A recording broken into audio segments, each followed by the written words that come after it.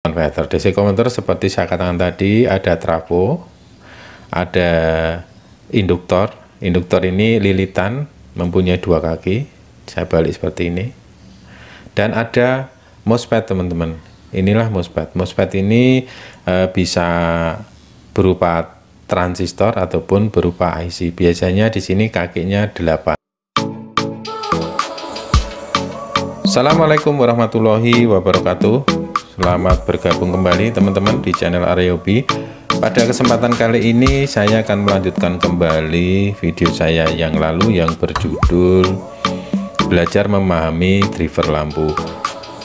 Pada video saya yang lalu sudah sampai di lampu yang menggunakan driver ataupun yang menggunakan power supply switching, dan berhenti pada kapasitor utama ataupun belum masuk ke DC converter. Baik teman-teman, pada video ini saya akan melanjutkan, dan untuk lebih jelasnya saya akan coba ulangi dari awal, yaitu saya akan gambarkan sekali lagi prosesnya ataupun skemanya walaupun secara sederhana. Dan ini mohon maaf, mungkin gambar saya juga tidak baik ataupun kurang bagus. Ini teman-teman harus AC.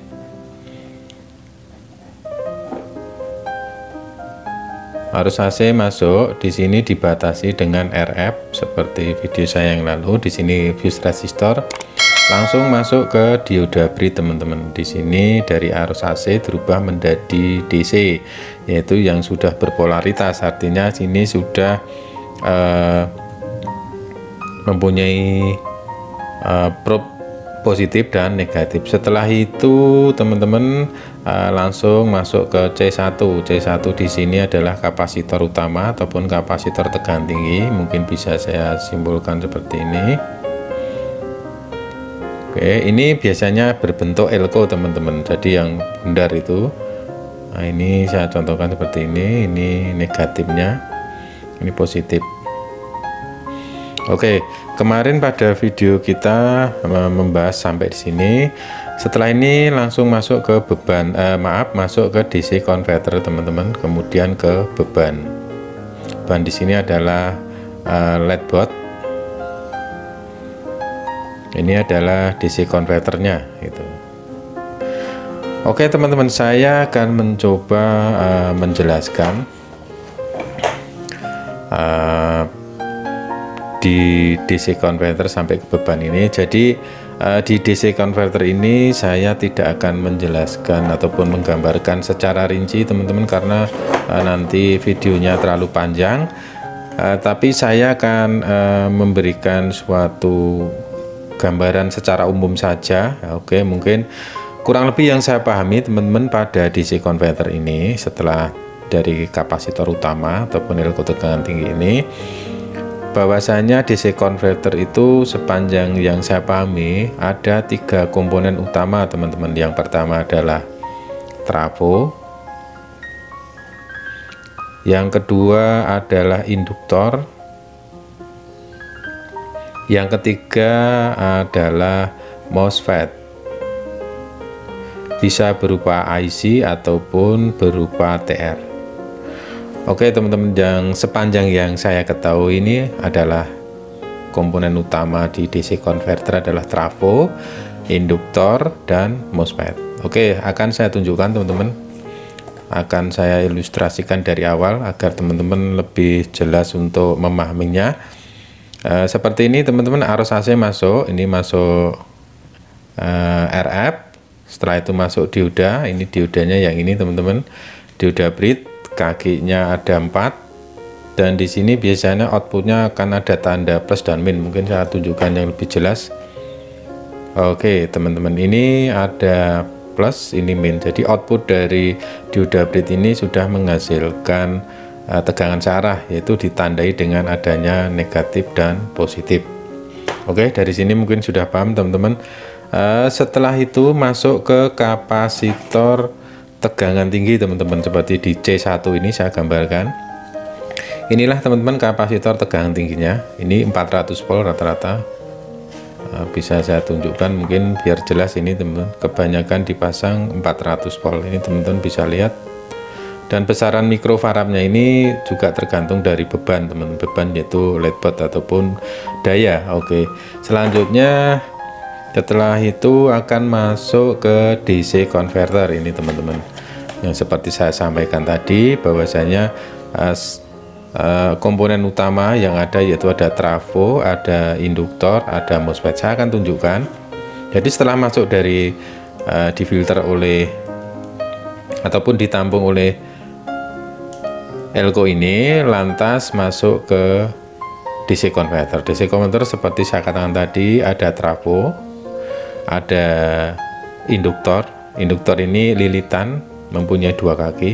Saya balik seperti ini. Dan ada MOSFET teman-teman.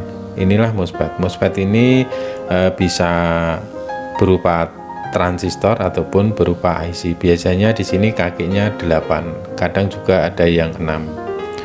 Oke teman-teman, jadi itu syarat utama. Sedangkan seperti resistor, dioda, dan mungkin kapasitor filter hanya sebagai pendukung. Tapi yang utama yang saya pahami ataupun yang saya ketahui itu adalah trafo, induktor, dan MOSFET.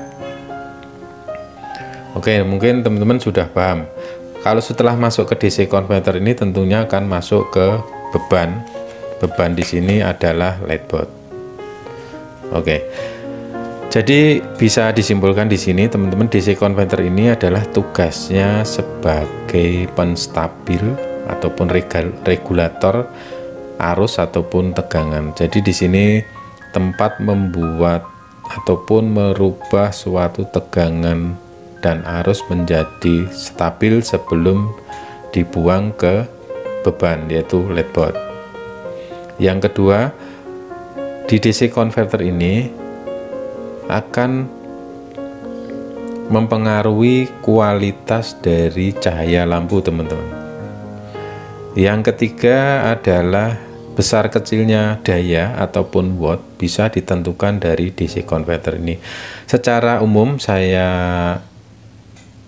tunjukkan kalau yang menggunakan daya besar, yang saya pahami biasanya menggunakan trafo yang lebih besar teman-teman. Seperti ini, trafonya lebih besar, ini menggunakan beban daya 20 watt teman-teman, sedangkan yang ini 12 watt. Jadi ini ciri-ciri yang paling mudah jika trafonya besar pada driver lampu. Logika kita langsung ke dayanya berarti lebih besar ataupun daya besar. Oke, mungkin bisa dipahami teman-teman. Jadi bisa dikatakan bahwasanya pada rangkaian DC converter ini adalah dapurnya lampu LED teman-teman. Istilahnya dapur tempat mengolah tegangan dan arus menjadi lebih stabil, yang nantinya akan menghasilkan kualitas cahaya lampu yang lebih baik.